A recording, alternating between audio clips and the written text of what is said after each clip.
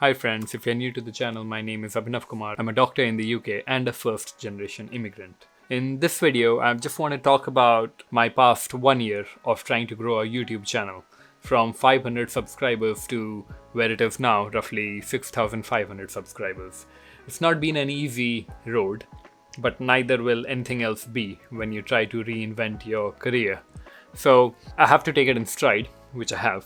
So in this video, after 1 year of hard work, I just want to give you my takeaways from what I have experienced trying to work on this channel and trying to make a second career for myself. This is my 5 to 9, if you can say that. So I started this channel first in med school, and back then the idea was to try to channel my video making desires into an outlet. But the kind of videos that I tried making did not get much traction, so I lost all hope and momentum and then I abandoned it. Then much later I thought people much dumber than me are making a far lot more money than I will ever make if I keep working towards being a doctor. So I had a second go at the channel, and like I said, it has been a bumpy ride.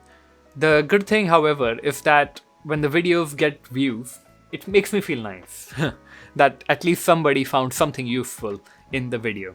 And then there are lots of people out there who have things to say, but they just don't want to make a video. They think they have nothing to say, but if they really try to get their thoughts coherent together, it's very easy to consume content, but then to sit down and actually think a thought, like how we used to write essays back in the day. If we sit down and write a whole essay about what we think on one particular thing, we can definitely come up with quite a few things to say. And if you have a camera and internet, that's all it takes. Just record with your phone and put it up. It's as simple as that. But what if it doesn't work? So what? At least you'll have given it a try. Imagine you put 3 years of your time and then it doesn't work after 3 years. Then you will know it hasn't worked. Yeah? Although the chances are less that it might not work.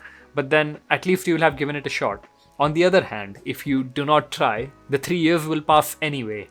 And so, let's say you were 27 when you had the thought of starting a channel. You'll become 30 either way, with a YouTube channel or without a YouTube channel, with some passive income or without any passive income. So the decision is really up to you. I mean, on the one hand, you can easily just forget about YouTube, be doing what you are already doing. You are studying a course that will take you down the path of getting a job, which will then have its own career progression, and that's all you really need, and that should be enough for some of us out there. But then for the others, the itch to have a little bit more, itch to do something by yourself, will make you want to explore other avenues. So why not give YouTube a shot? See, the thing with my channel is that I did manage to achieve a bit of fame. I had one video that hit 300,000 views, and so it was watched by people I work with, and so they recognized me at lunch. My colleagues recognized me as well because YouTube brought up the video to them. So that was nice. But on the other hand, going viral made me expect that all my future videos will also go viral, which did not happen, and so that led to some disappointment. But at least I had the joy of experiencing something that most people never will if they don't delve into this YouTube bit. So I think in the long run, just going for it without much thought is the right way to go about it. Just pick up your phone and record something simple like what's your favorite thing? What's in your bag? What are your most used apps on the phone, for example? Or talking about something that you enjoy, maybe history or geography, just talk about it and put it up. That can be a good start. If you don't chase your passion, you will not be recognized. Even Ed Sheeran used to be a guitarist on the roadside. So many successful YouTubers start off thinking not much about the channel. It's just an outlet for their creativity. And the success that comes with the YouTube channel is just a byproduct of them enjoying the process. As with everything else, YouTube also requires some learning, which I have had to do in the past year. People often think that, YouTube will require so much of a learning. But then aren't you already doing it for a career that you will not make so much money in going into the future? And you've even dedicated 4 years of your life to it, and God knows how much stood in debt. So if you do manage to think of it from that point of view, then learning for YouTube, because there is a good career growth available in life, will not sound so bad. So the thing with learning for YouTube is that you can literally just begin with a phone camera and start recording. You don't need to go buy expensive gear. You don't need to buy a DSLR to learn and then learn its focal length, depth, etc. You don't need to go buy a mic right away. You don't need to buy a light setup.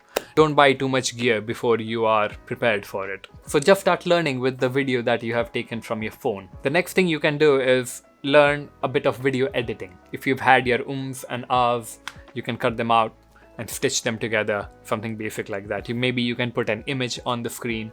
That's something basic to learn.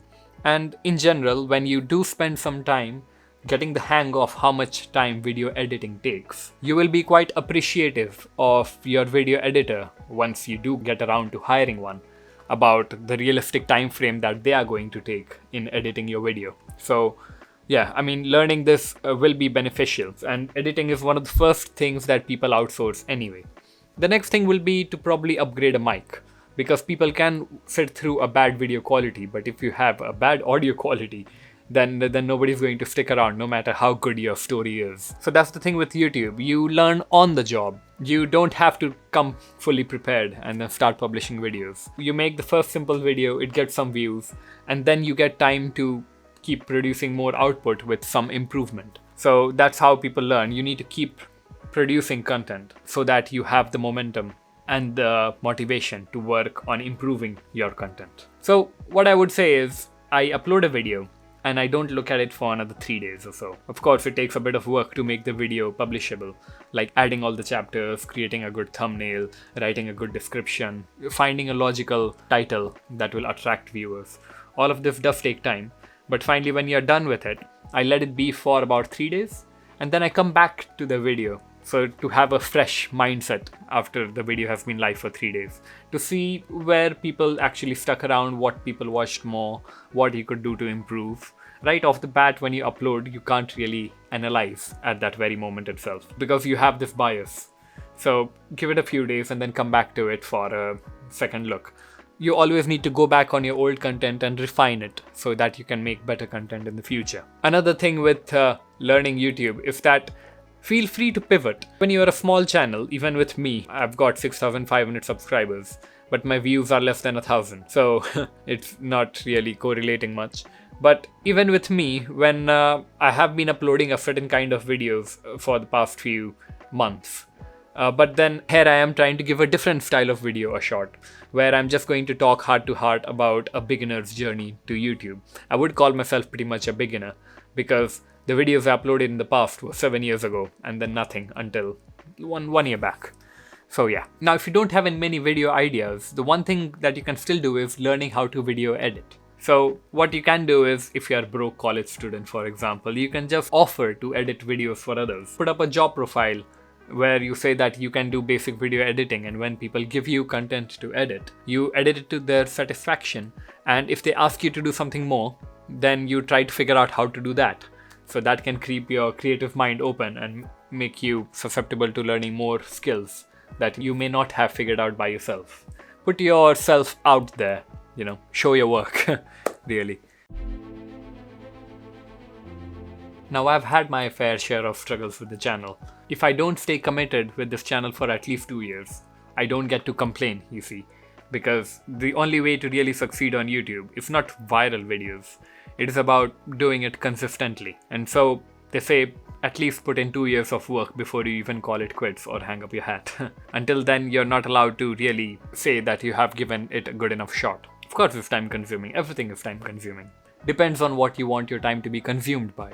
I have tried to pivot in the past, but then that did not show much success. And so I came back to making the same kind of content that I was good at making, about international doctors coming to the UK. So because that was my unique selling point, and so whatever was my unique aspect, I leveraged that, and probably that has helped me grow this big. But I don't really resonate with it, and I don't expect myself to be doing this for the whole life ahead. So yeah, I'm trying to work on different things and see what works. I have had an Instagram channel where I've tried to talk about fitness and health, but I did not quite resonate with that either.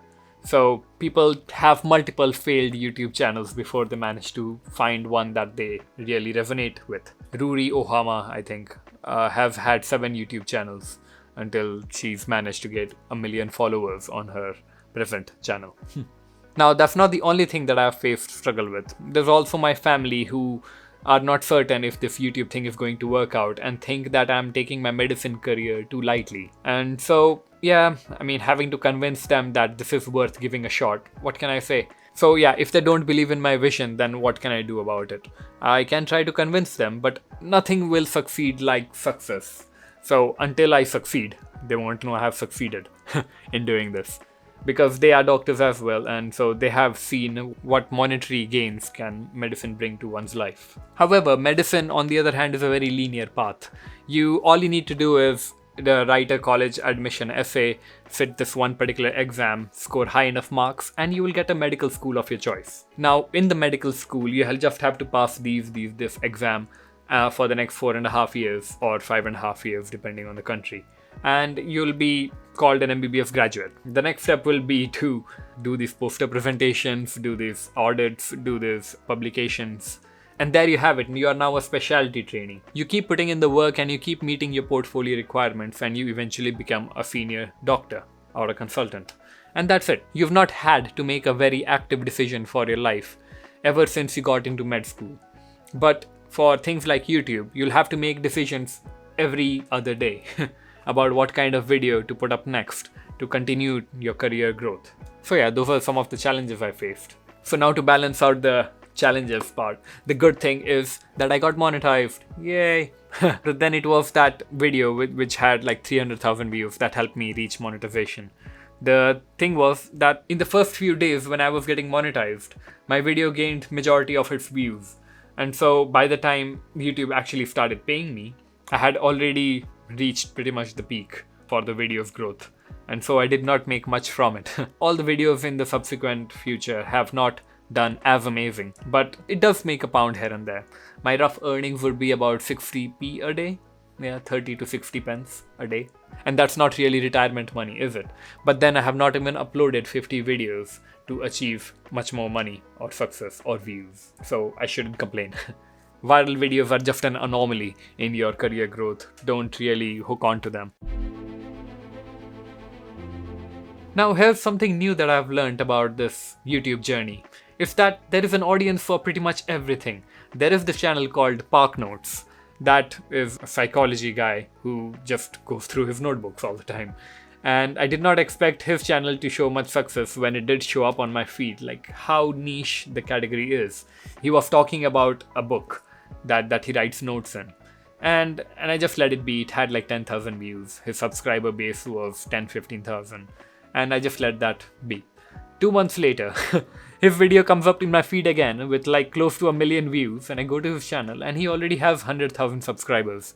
So you don't really know what will work. So whatever it is you are passionate about, there will be enough number of people passionate about that. So pick up that phone, begin the recording. You don't get to decide what's good and what's not good.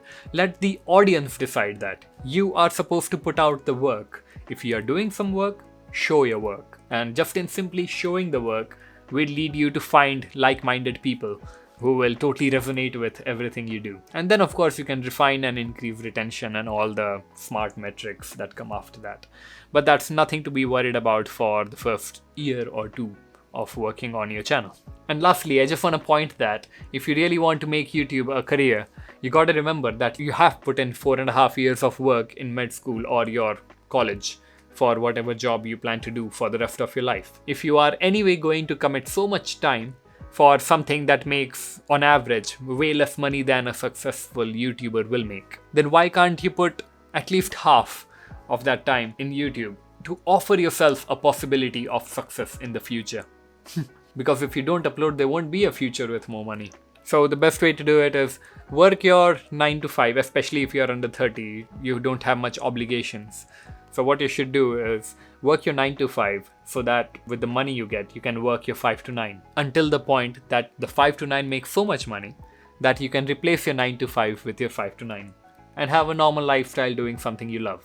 And that's it. That's my takeaway after 1 year of this YouTube channel. I hope you liked it. I hope you had some good takeaway lessons. The real thing is to just begin. Don't think too much. Just get on with it.